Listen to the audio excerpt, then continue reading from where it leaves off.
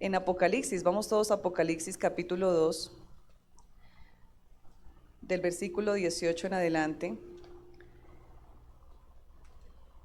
Apocalipsis capítulo 2.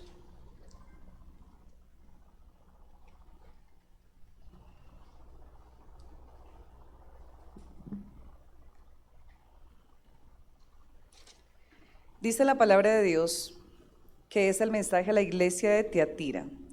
Dice la palabra de Dios: y escribe al ángel de la iglesia en Tiatira, el Hijo de Dios, el que tiene ojos como llama de fuego y pies semejantes al bronce bruñido, dice esto: yo conozco tus obras y amor y fe y servicio, y tu paciencia, y que tus obras postreras son más que las primeras.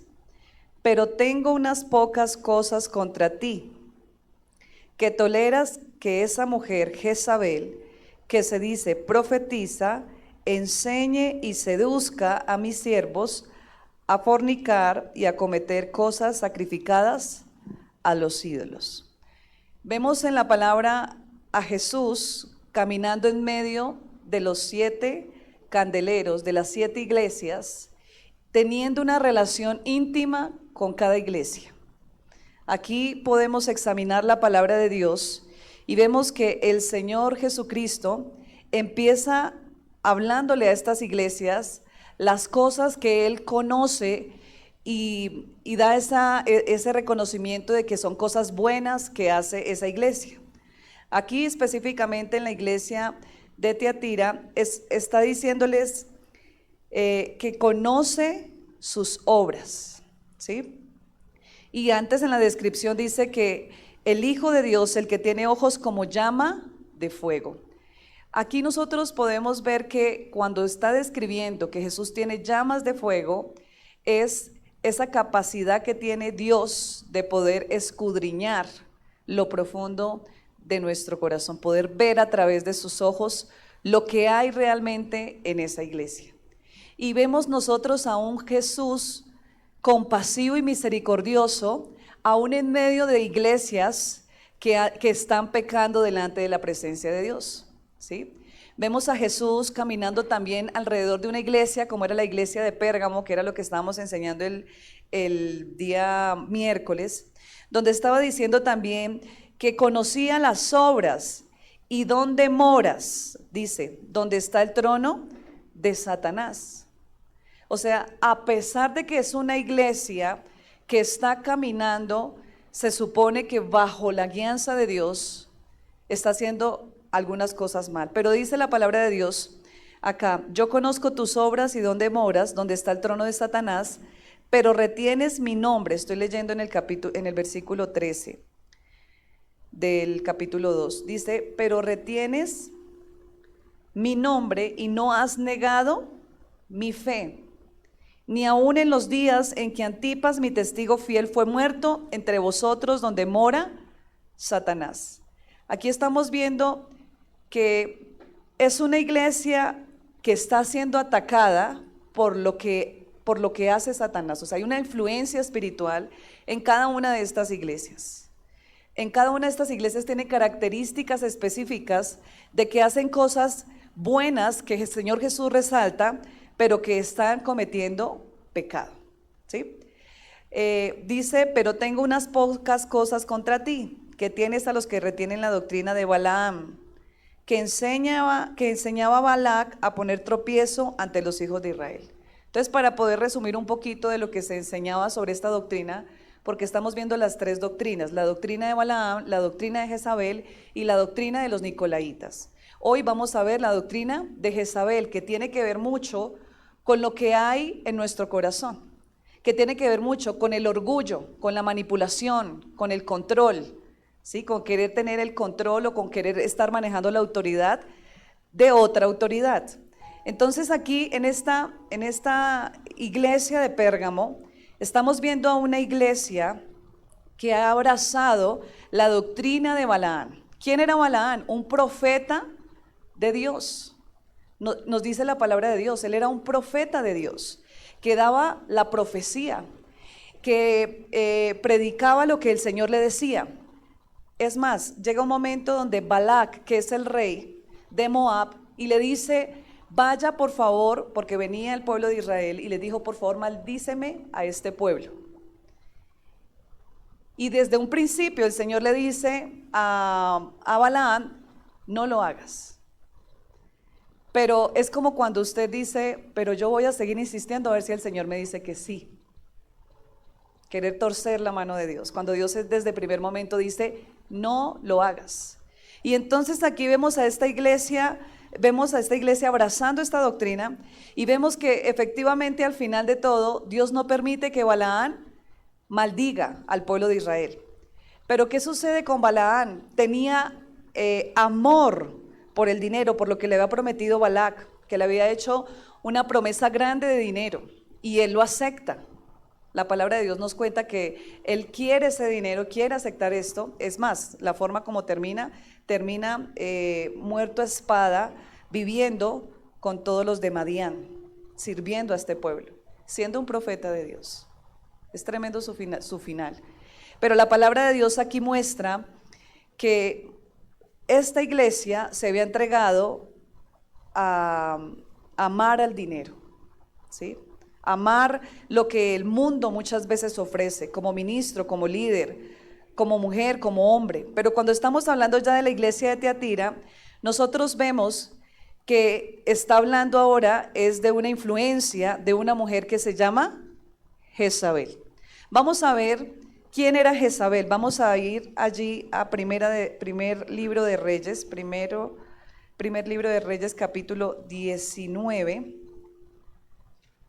donde nos cuenta un poquito lo que sucede en este tiempo. Es uno de los tiempos más tristes de Israel, donde se inclina la idolatría, y nos cuenta la palabra qué sucede con esta mujer. Jezabel es la esposa de Acab, ¿sí? El rey de Israel. Entonces vemos que Elías era el siervo del Señor, y Elías mata a 450 profetas del dios de Balaam. Entonces dice aquí la palabra de Dios, capítulo 19, versículo 1, dice: Acab dio a Jezabel la nueva de todo lo que Elías había hecho, y de cómo había matado a espada a todos los profetas. Entonces envió Jezabel a Elías un mensajero diciendo: así me hagan los dioses y aún me añaden, si mañana a estas horas yo no he puesto tu persona como la de uno de ellos, si mañana a estas horas yo no he puesto tu persona como la de uno de ellos. Aquí está diciendo, mire, en pocas palabras, que mis dioses me maten si usted mañana a esta hora no está muerto. ¿Sí? Prácticamente fue una promesa que ella hizo. Dice el versículo 3: viendo pues el peligro, se levantó y se fue para salvar su vida, y vino a Berseba, que estaba en Judá, y dejó allí a su criado. Y aquí empezamos a ver algo que empieza a suceder en la vida de Elías. Lo que estamos viendo es que es presentación de la maldad, de la manipulación, del control. Pero cuando nosotros empezamos a ver quién representa a Elías, Elías era el siervo de Dios, que con una oración sencilla destruyó a más de 450 profetas. La historia nos cuenta a nosotros, que está en el capítulo 18, que precisamente él reta, vamos a leerlo, dice el versículo 1, pasados muchos días, vino palabra de Jehová a Elías en el tercer año diciendo: ve y muéstrate a Acab, y yo haré llover sobre la faz de la tierra. No había llovido hacía más de 3 años. Estaba la tierra árida, había hambre, había necesidad, no había agua.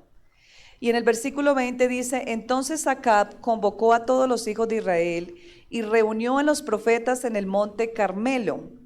Y acercándose Elías a todo el pueblo dijo: ¿Hasta cuándo claudicaréis vosotros entre dos pensamientos?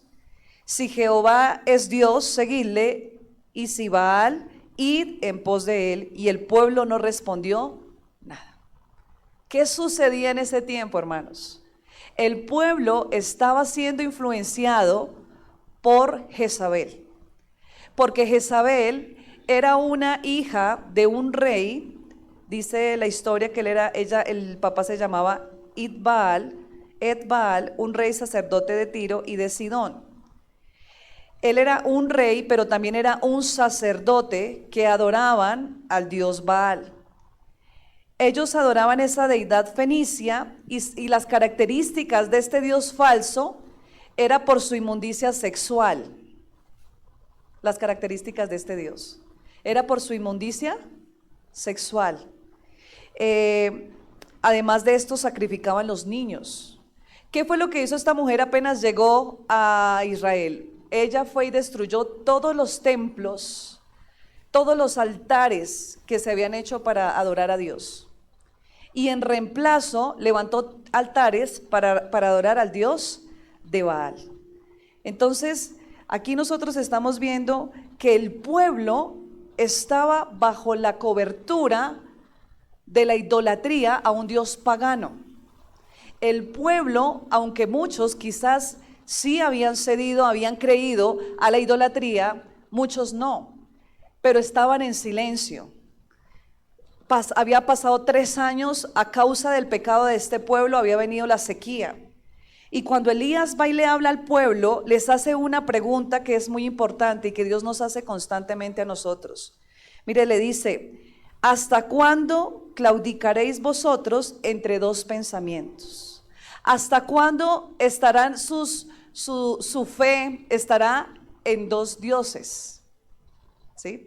La palabra de Dios nos habla del Dios Mamón y de nuestro Dios. ¿Hasta cuándo nuestro pensamiento estará, ay, será que sí, será que no? Dice, si Jehová es Dios, seguidle. Y si van a decidirse por Baal, pues vayan en pos de él, pero decídase. Es lo que le está diciendo Elías. Y el pueblo no respondió palabra. Y Elías volvió a decirle al pueblo: solo yo he quedado profeta de Jehová, más de los profetas de Baal hay 450 hombres. Miren, esta mujer Jezabel había matado, no solamente había destruido los altares, sino que mató a todos los profetas del pueblo de Dios. ¿Sí? Era lo que se pensaba, porque más adelante usted leyendo la historia, nos damos cuenta que el Señor le dice a Elías: no, hay 7,000 que yo he guardado, 7,000 que no se postraron ante este Dios. Entonces, aquí le está diciendo eso y dice: désenos pues 2 bueyes, escojan ellos uno y córtenlo en pedazos y póngalo sobre la leña, pero no ponga fuego debajo, y yo prepararé el otro buey y lo pondré sobre leña, y ningún fuego pondré debajo. Lo que él estaba haciendo era retando a estos 450 profetas, que los primeros que hicieran que del cielo descendiera fuego, a ese Dios adoraría el pueblo de Israel. Y conocemos la historia que hasta Elías osado le dice: bueno, ¿y dónde está? Ellos gritaban, se cortaron, fueron muchísimas horas donde ellos gritaron, 450 hombres gritando y pidiendo al dios Baal que descendiera fuego. ¿Y qué sucedió? Nada, no descendió nada. Y empieza Elías a burlarse. Empieza Elías a decir: ¿será que su Dios está ocupado en el baño haciendo sus necesidades? ¿Será que se durmió? Y todo esto. Pero después Elías hace una oración muy sencilla. Dice el versículo 37. Él dice: respóndeme, Jehová, respóndeme para que conozca este pueblo que tú, oh Jehová, eres el Dios, y que tú vuelves a ti el corazón de ellos. Versículo 38 dice: entonces cayó fuego de Jehová y consumió el holocausto, la leña, las piedras y el polvo, y aún lamió el agua que estaba en la zanja. Él había cavado y había llenado esto de bastante agua, había echado en esto. Imagínense, es difícil, o sea, es imposible uno prender fuego donde hay agua. pero el fuego descendió y lamió el agua. Entonces dice que viéndolo todo el pueblo, se postraron y dijeron: Jehová es el Dios, Jehová es el Dios. Entonces Elías dijo: prended a los profetas de Baal para que no escape ninguno, y ellos lo prendieron, y los llevó Elías al arroyo de Cisón, y allí los degolló. A 450 profetas con sus manos. Estamos viendo cómo en un momento tan glorioso donde Dios respalda la oración de Elías y recibe él la respuesta, muy poquito tiempo después vemos cómo esta mujer en el capítulo 19 lo amenaza a Elías. ¿Y qué sucede con Elías? Dice que él se va al desierto, bueno, él se va a caminar. El tema de él es que él entra en una depresión, ¿sí? Y él le dice al Señor que lo mate. Aquí nosotros estamos viendo la representación de lo que Elías estaba haciendo, que era el opositor, era la piedra del zapato de esta mujer, de Jezabel. Y cuando esta mujer escucha lo que acaba de hacer Elías, le declara la guerra. Entonces, en Apocalipsis 2:20, la palabra de Dios nos dice: yo conozco tus obras y amor y fe y servicio y tu paciencia, y que tus obras postreras son más que las primeras, pero tengo unas pocas cosas contra ti, que toleras que esa mujer Jezabel, que se dice profetiza, enseñe y seduzca a mis siervos a fornicar y a comer sacrificios a los ídolos. Aquí vemos que Dios está diciendo que dentro de esta iglesia de Tiatira están tolerando a esa mujer. Y mire lo que dice el versículo 21, dice: y le he dado tiempo para que se arrepienta. Cuando está la influencia de Jezabel en nuestras vidas, Dios nos da tiempo para arrepentirnos. Aquí está diciendo en el versículo 21, y le he dado tiempo para que se arrepientan, pero no quieren arrepentirse de su fornicación. Vamos a ver la influencia que tiene Jezabel muchas veces en la vida de nosotros. Número 1, ¿cómo se presenta Jezabel? Con seducción. Y no solamente estoy hablando de una seducción sensual o sexual, sino estoy hablando muchas veces cómo nos fascina a nosotros el enemigo. Dice Pablo: oh, este pueblo que está fascinado. ¿Qué es lo que nos tiene fascinados, hermanos? ¿Qué es lo que nos tiene alejados de la presencia de Dios? ¿Qué es lo que nos ha seducido? Que nos ha alejado del foco, del camino, ¿sí? De la senda correcta. ¿Qué es? Cuando nosotros hablamos de seducción, estamos hablando, y lo quiero enfocar un poco, sobre las dinámicas de control, manipular. Se puede relacionar, como les decía, con el pecado sexual, pero no solo es sexual. Es tomar el control de Dios para manipular. Es querer tomar el control a través de nuestra influencia para que las personas se dejen controlar por nosotros. La seducción es el arte de seducir o persuadir a alguien para que tome decisiones que satisfagan los deseos del seductor. Aquí estoy hablando de hombres y mujeres que seducen a otros para poderlos arrastrar a su pensamiento y a su propósito, ¿sí? Estoy hablando de hombres que también seducen con sus palabras. Yo creo que ustedes empiezan a identificar personas que muchas veces están a nuestro alrededor, o muchas veces nosotros, cómo manejamos las situaciones cuando nosotros también usamos la seducción o queremos convencer a alguien. ¿Qué hacemos? Se aplican en escenarios de nuestro trabajo, digamos, las personas que dicen: yo sé cómo echarme, así lo decimos nosotros textualmente, echarme el bolsillo a mi jefe, ¿sí? Y estamos allí detrásito y se le compra y se le da, le lleva el juguito al jefe, el que mejor dicho está allí. También tenemos otras expresiones para referirnos a ese tipo de personas. Quiere seducir, ¿sí? Quiere poder tener una ventaja sobre los demás. Esto es lo que hacía esta mujer, Jezabel. Sedujo a Acab de una forma hasta que se casaron. Era totalmente contrario a lo que Dios quería para el rey de Israel.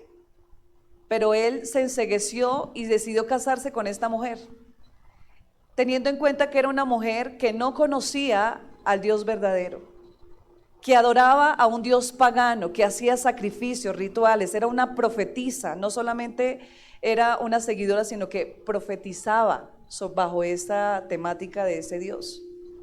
Es más, había construido los altares como lo decía yo anteriormente. Número 2, tiene la necesidad de controlar, ¿sí? Son estas personas que quieren ser vistos, buscan la forma de sobresalir, la necesidad de controlar y toma el control y la autoridad de otro. Acab le está trayendo como si ella fuera el rey. Acab le está trayendo un informe y le está diciendo, dice la palabra de Dios, Acab dio a Jezabel la nueva de todo lo que Elías había hecho. Yo me imagino a Jezabel diciéndole, bueno, ¿qué pasó? Cuénteme qué sucedió. Ella en cierta forma, tenía la autoridad del reino. Aquí el que gobernaba no era Acab. ¿Quién era? Jezabel. Jezabel era la que estaba reinando y gobernando el pueblo de Israel, que estaba matando a la gente, estaba llevando a la gente a la idolatría, estaba llevando a la gente a la maldad de una forma sutil, controladora, llevando a todo este pueblo a una perdición. Y entonces envió Jezabel a Elías un mensajero diciendo, amenazándolo. ¿Qué cosas o qué influencia jezabelica muchas veces llega a nuestras vidas que nos altera el espíritu? ¿Sí? ¿Qué persona muchas veces usa la manipulación o el control jezabélico que quiere alterar nuestra manera de vivir? ¿O qué personas están hablando muchas veces en contra de lo que nosotros hacemos? No sé si alguna vez a usted le ha pasado que esa persona le habla a usted y inmediatamente le quita la paz. No lo permite ni siquiera que usted pueda descansar ni dormir tranquilo. Entonces son personas que siempre traen las cosas hacia ellos, que quieren ser el centro, la necesidad de controlar. Podríamos tomar un ejemplo de las personas que tienen la necesidad de control, cuando de pronto en la iglesia, porque esto es una dinámica que sucede mucho en la iglesia, y es que de pronto en la iglesia dice el líder, es que el pastor me dijo que yo hiciera esto, y lo voy a hacer, y punto. También tenemos esto en los hijos, ¿sí? Cuando nosotros vamos y le hablamos a nuestros hijos, le decimos a nuestro hijo, vaya y llame a su hermano. Si el niño va y le dice, venga que mi mamá lo llama, o sí, venga, que mi mamá lo necesita, él dice, yo no voy a ir. Pero dice, si mi mamá te mandó decir, el tema cambia. ¿Sí? Ya el tema cambia porque la autoridad no viene de parte de su hermano, sino la autoridad viene de parte de su mamá. Entonces muchas veces sucede esto, o sea, el nosotros querer usar la autoridad de otro para confrontar. Es que el pastor me dijo que esto se maneja así. Y no tenemos nosotros una autoridad basada en la palabra de qué es lo que Dios me dice cuando yo confronto. ¿Qué es lo que me dice Dios cuando yo voy a solucionar un altercado con un hermano? Porque es que, hermano, de esto se trata la iglesia. La iglesia se trata de que vamos a tener una relación en la iglesia y muchas veces nos vamos a pisar y muchas veces nos vamos a hacer daño como iglesia y muchas veces nos vamos a ofender. Pero así es como funciona el cuerpo de Cristo. De cómo yo puedo, en medio del dolor, en medio de la traición, en medio de que me hayan pisado, me hayan hablado mal de mí, cómo yo como iglesia puedo perdonar a mi hermano, cómo yo como iglesia puedo amar a mi hermano, puedo exhortar a mi hermano de acuerdo a lo que Dios me ha enseñado en su palabra. ¿Sí? Pero este espíritu o esta doctrina no nos permite a nosotros actuar de esta forma vulnerable, sino que siempre queremos imponer. Y sucede esto, cuando las personas dicen, aquí no me cedieron, entonces, ¿qué pasa? Me voy de este lugar.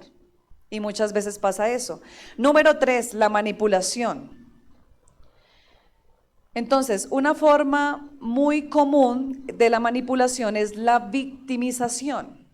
Y esta es una actitud usada de hacer responsables a los demás por mis situaciones. ¿Quién fue el primero que se victimizó en la historia de la Biblia? A ver si recuerda.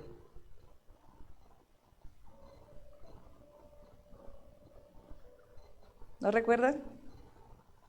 A ver quién se va a ganar un premio. Adán.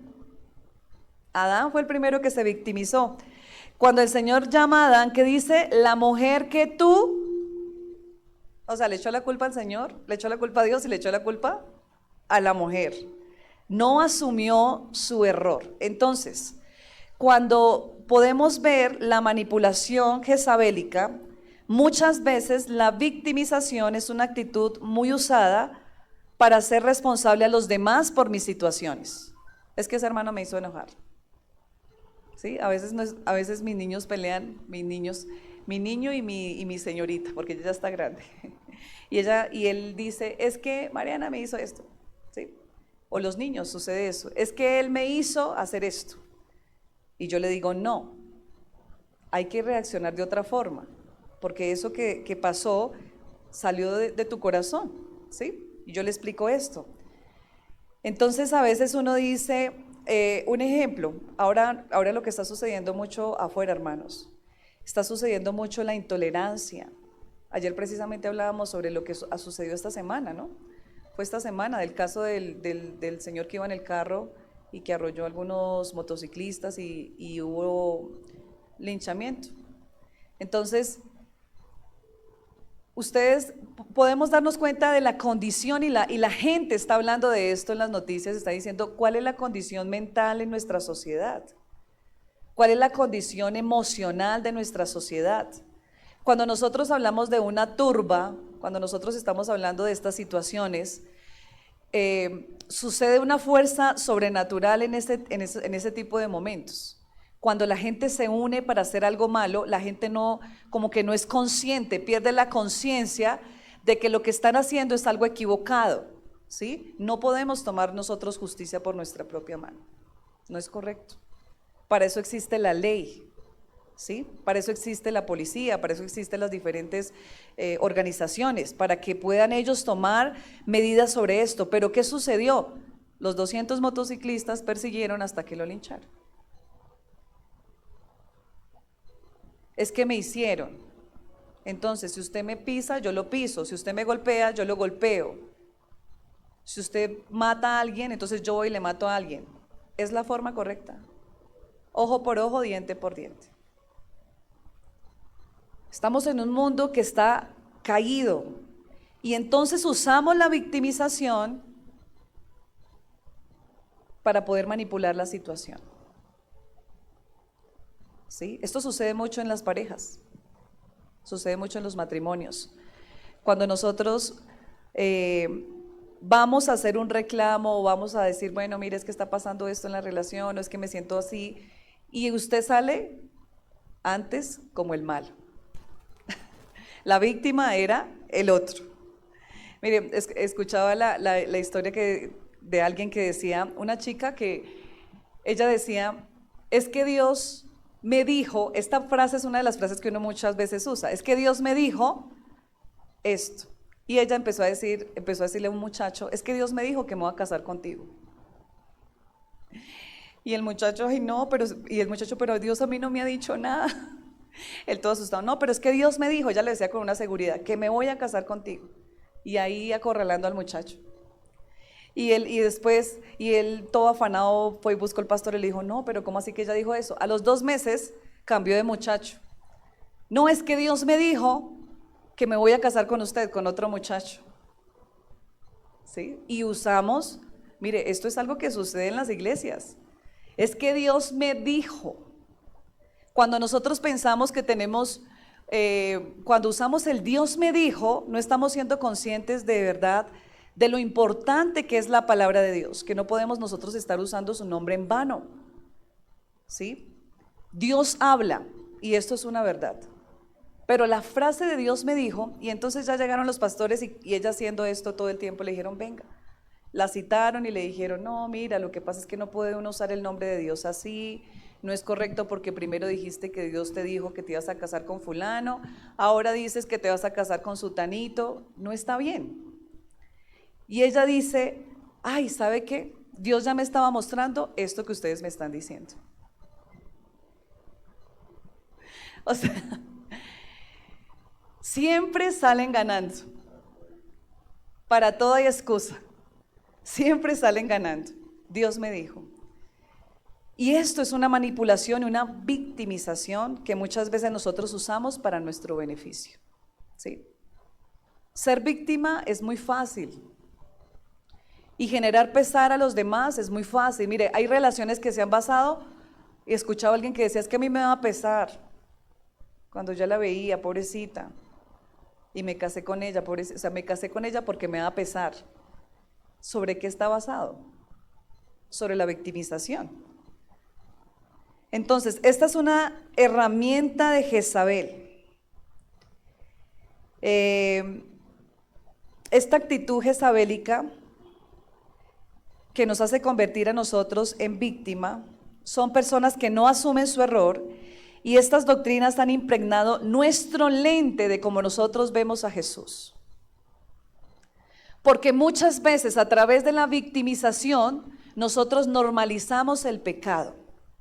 Entonces nos justificamos y no reconocemos el pecado, y ya cuando nosotros lo normalizamos no lo vemos como pecado. Ayer veíamos esto con los jóvenes. Hay cosas que se empieza a volver un hábito, luchas que nosotros tenemos, pero se vuelve algo que vamos practicando que se normaliza. Y esto distorsiona la forma como nosotros estamos viendo a Jesús. Porque el Señor dice, si eres frío, tienes que ser frío o caliente, pero tibio no eres. Porque si nosotros somos tibios, ¿qué dice la palabra de Dios? Que nos vomita. Cuando nosotros somos como la onda del mar, que un día vamos por aquí, otro día por allá, y no hay estabilidad, esto a Dios no le agrada esto, lo vomita, le desagrada, dice la palabra de Dios que le desagrada. Entonces es algo que nosotros tenemos que entender, que a través de esto no es así. Es más, Jesús es la imagen, es la imagen contraria del primer Adán. Estábamos hablando del primer Adán. Su mujer le echó la culpa a su mujer se equivoca, él también come del fruto y le echa la culpa a su mujer y a Dios.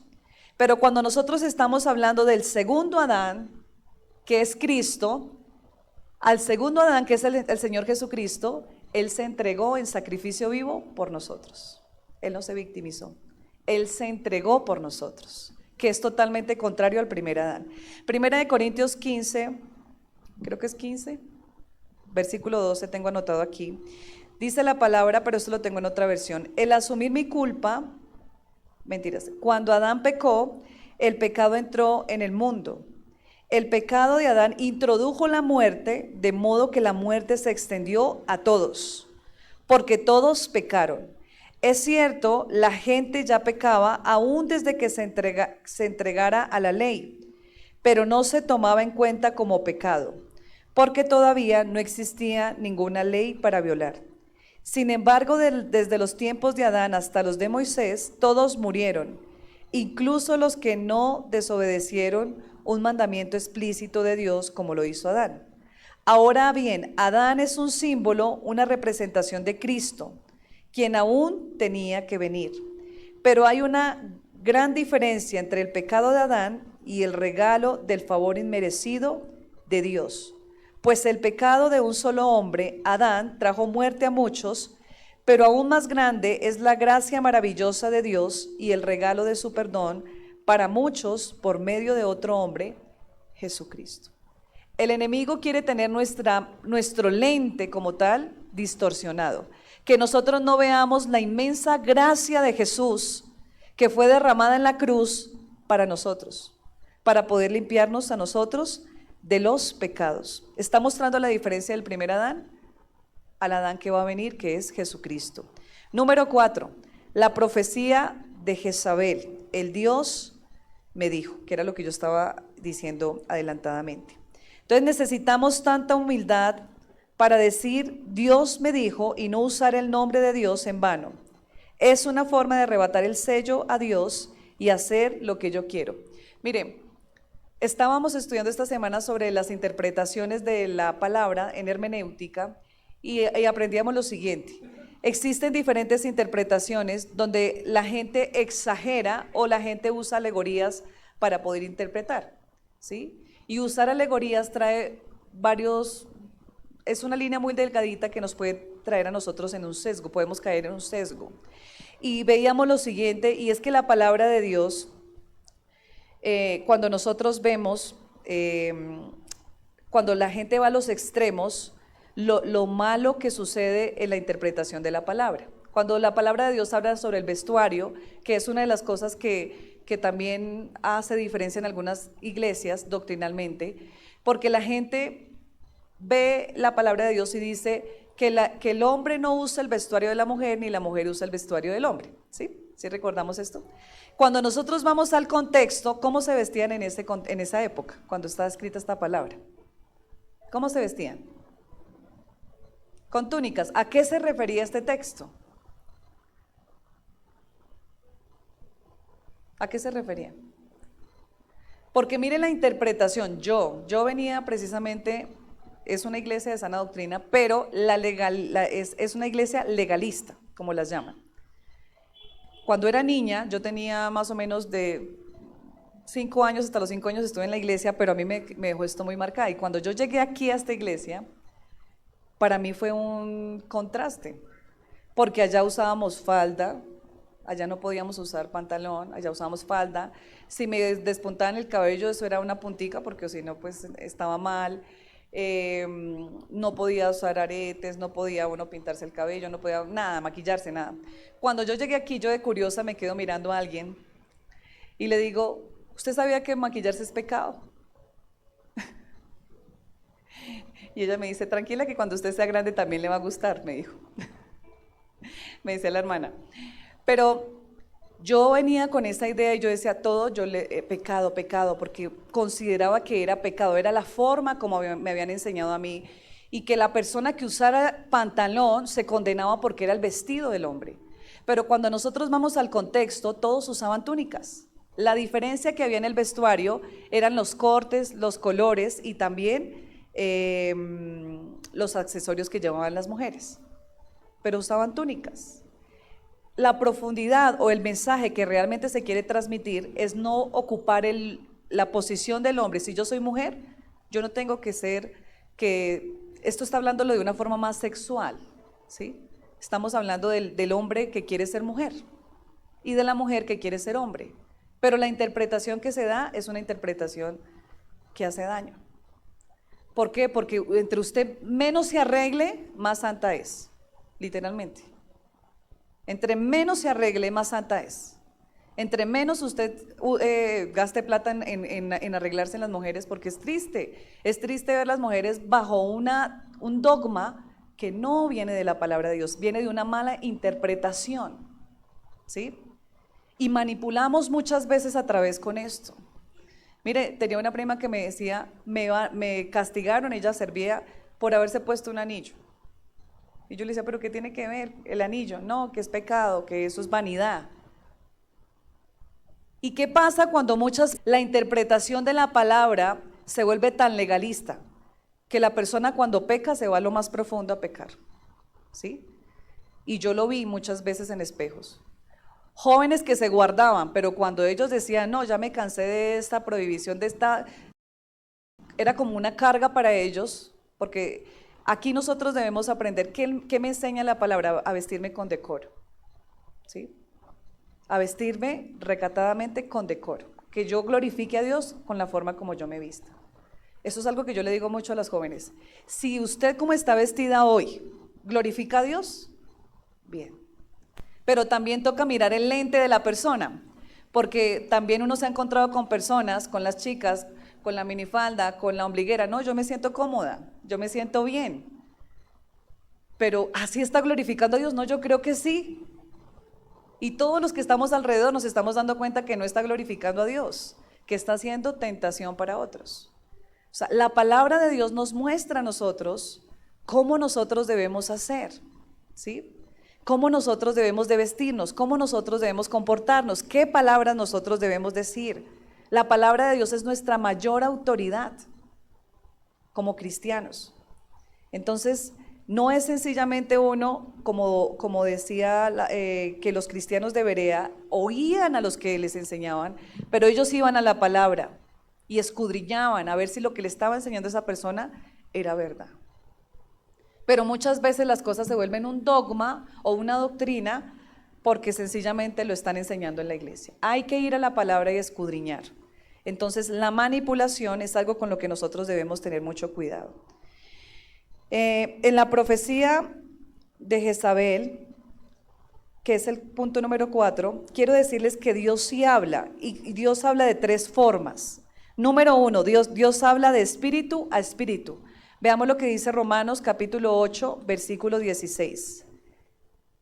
Romanos 8, versículo 16 dice: el Espíritu mismo da testimonio a nuestro espíritu de que somos hijos de Dios. Si usted mira este versículo, está hablando del Espíritu Santo, da testimonio a nuestro espíritu, porque nuestro espíritu siempre está dispuesto, dice el Señor, a la verdad el espíritu siempre está dispuesto, mas la carne es débil. Su espíritu siempre quiere tener una conexión con el Padre, siempre quiere tener una relación con el Espíritu Santo. El estar nosotros de rodillas nos hace más sensibles al Espíritu Santo. El estar nosotros cada día con la palabra, escudriñándola, leyéndola, comiéndonos la palabra, nos hace más sensibles a la relación con ese Dios que le gusta tener una relación con nosotros como hijos. Entonces, el Espíritu Santo da testimonio. Él nos enseña, Él ministra, Él revela, Él trae dirección, Él es nuestra brújula, es nuestro mapa en medio de muchas veces cuando nosotros no sabemos qué hacer, cómo tomar esta decisión, qué debo hacer en esta circunstancia. Me siento afanado, me siento atribulado, me siento cansado, pero el Espíritu Santo nos revela, nos habla, nos enseña, ministra. Dios habla también a través de la palabra. Esto es importante, Dios habla a través de la palabra. Mire, muchas veces la gente tiene deseos de escuchar profecía.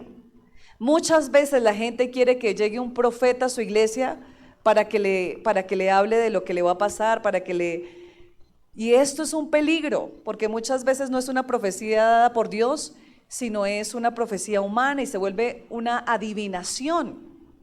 Es algo tremendo, hermanos. ¿Sí? Nosotros fuimos a visitar a alguien una persona que pidió que nosotros fuéramos a visitarla. Y le hablamos y bueno, le explicamos, le llevamos el mensaje de la palabra de Dios, de salvación, todo esto. Le dijimos, mire, empieza a leer tal libro, nos va contando cómo usted va leyendo, Y me contaban la que trabaja con ella y me dijo, no, imagínese que se fue para otra iglesia donde le daban profecía. Y eso era lo que ella quería. ¿Sí? Porque a ella le dijeron que hasta le estaban haciendo brujería. Eso es lo que la gente quiere. La gente no quiere ir a la profecía más segura, que es la palabra de Dios. La gente quiere que alguien vaya y le lea la mano, le diga qué le va a pasar en el futuro, le diga con quién se case, ¿sí? Le lea lo del chocolate, le lea lo de la mano, todo eso. El ojo. Cuando nosotros debemos saber que cuando vamos a la palabra, el que escudriña los corazones, el que sabe lo profundo de nuestro ser, trae revelación. ¿O no, hermanos? Así es. Pero más allá de esos 2 puntos, debemos entender que Dios habla a través del cuerpo. Vamos todos a 1 Corintios capítulo 12. Por eso es tan importante nosotros congregarnos. Nosotros debemos entender que el congregarnos nos evita muchas cosas. Nos centra, nos da identidad. El congregarnos, el permitir que el cuerpo nos bendiga. Mire, cuando usted se congrega es cuando usted sabe si el hermano con el que usted se sentó al lado huele feo. ¿Sí? Y no estoy hablando solamente físicamente, sino que quizás usted lo ha visto haciendo cosas que no debía hacer el hermanito, pero aún es su hermano en Cristo. O sea, el congregarnos nos ayuda a nosotros a ser iglesia. El congregarnos a nosotros en medio de la dificultad nos ayuda, porque aún en medio de todo eso nosotros podemos conocer quién es nuestro hermano, que es débil, que es frágil, que es vulnerable, ¿sí? Que falla. y nosotros también. Y la palabra de Dios nos habla qué tenemos que hacer nosotros, exhortarnos en amor. Si alguno fuere descubierto, dice la palabra de Dios, en pecado, ¿qué toca hacerle? Restaurarle, ¿en qué? En sabiduría. Entonces aquí en el capítulo 12, versículo 27, dice la palabra de Dios, ahora bien, vosotros sois el cuerpo de Cristo y cada uno individualmente un miembro de Él. Cada uno de nosotros somos un miembro del cuerpo de Cristo, con una función específica, con una tarea específica, que tenemos palabra para hablar al otro hermano. Porque si nosotros decidiéramos volver todo que se basa solamente en el pastor, hermanos, nos quemamos. Que se basa solamente en el líder, nos quemamos. Uno empieza a hacer relación con los hermanos, uno empieza a generar amistad con los hermanos. Y esto es algo que Dios, porque cuando la palabra de Dios nos habla de que el pan fue repartido, cuando el Señor partió el pan, cada pedazo de pan que es Cristo, lo tenemos cada uno de nosotros. Yo tengo solo una parte del pan, usted tiene una parte del pan, cada uno de nosotros tenemos una porción del pan para bendecirnos los unos a los otros. Porque dice la palabra, no todos son apóstoles, no todos son profetas, no todos son predicadores, ¿sí? No todos hacen milagros. Nos necesitamos el cuerpo de Cristo, nosotros nos necesitamos. Y hay que tener humildad y vulnerabilidad para nosotros decir, aunque ese hermano se equivoque, aunque ese hermano muchas veces me la sacan, pero mejor dicho, lo perdono. Es poder nosotros vivir lo que Cristo nos enseñó, aprender a perdonar y aprender a amar. Entonces, número 5, Jezabel no está en pacto. ¿Qué significa el nombre Jezabel? Jezabel significa la no casada, ¿sí?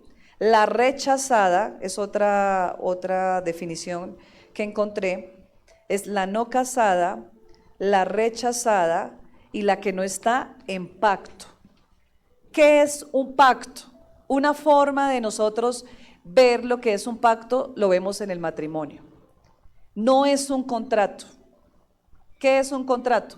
Si usted falla el contrato, tenemos un acuerdo, sencillamente el acuerdo se disuelve cuando usted no cumple con su parte. No, el matrimonio es un pacto. ¿Qué es el matrimonio, hermanos? Es un pacto que se selló ¿con qué? Con sangre. Se sella con sangre. Nosotros veíamos una de las clases que se llamaba, un curso que se llamaba Matrimonios para toda la vida. Fue una clase de 12 sesiones y dentro de esa la primera clase se llama El matrimonio es un pacto.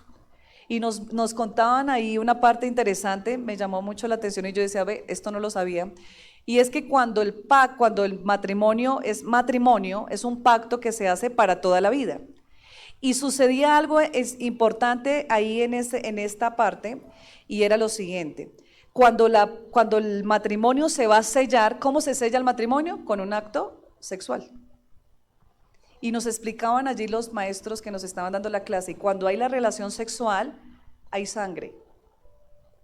Aunque no se vea, o sea, aunque no se vea la abundante sangre, sino cuando hay una relación sexual, hay sangre. No sé si Mariana puede explicarnos algo de eso. En cada relación sexual. En la primera, que es la virginidad.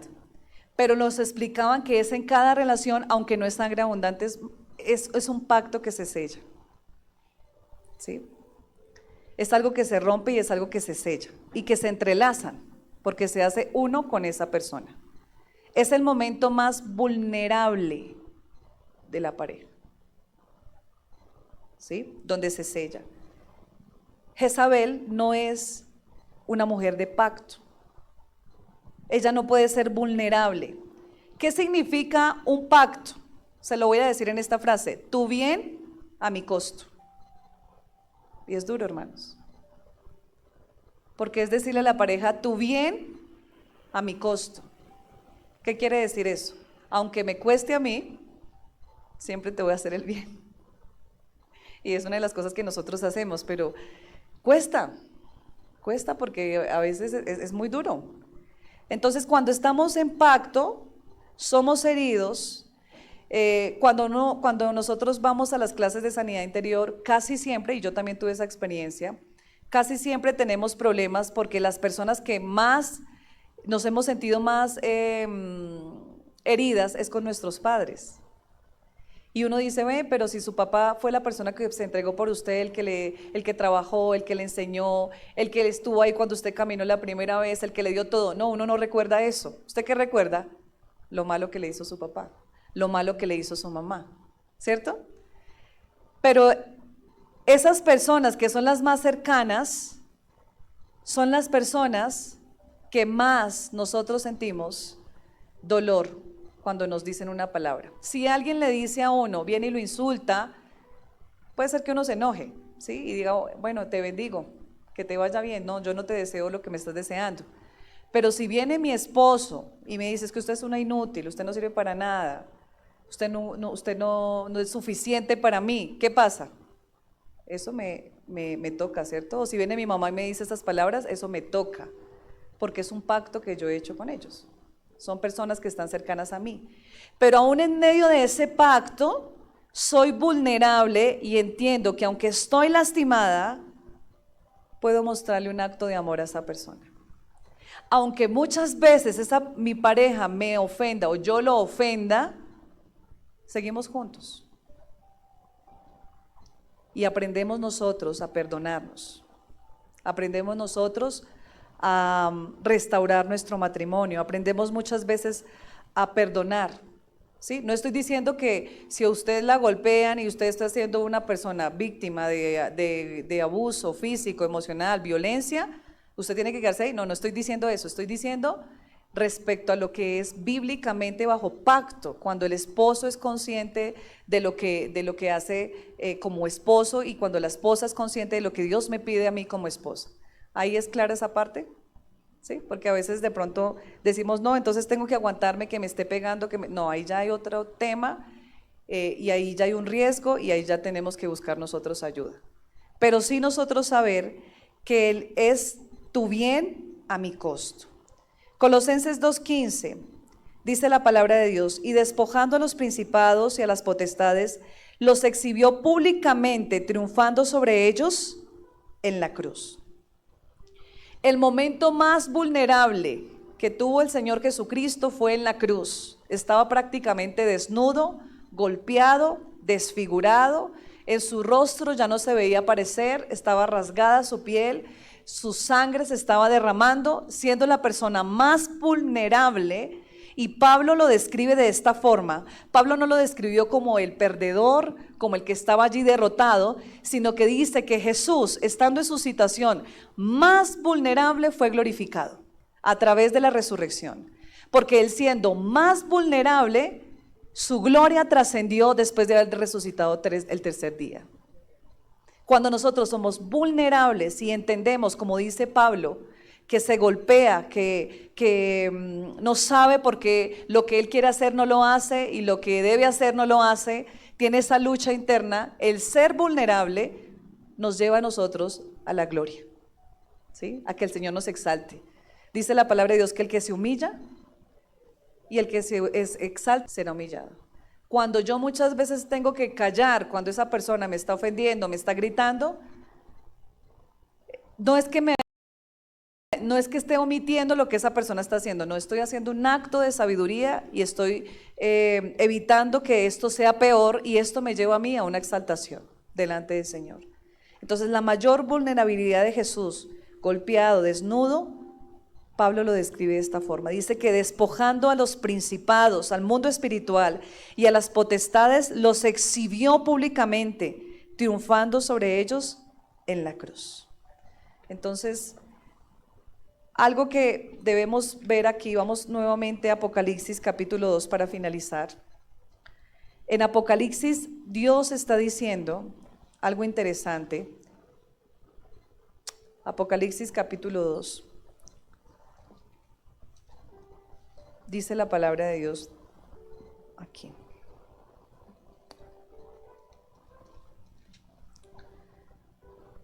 Dice el Señor allí.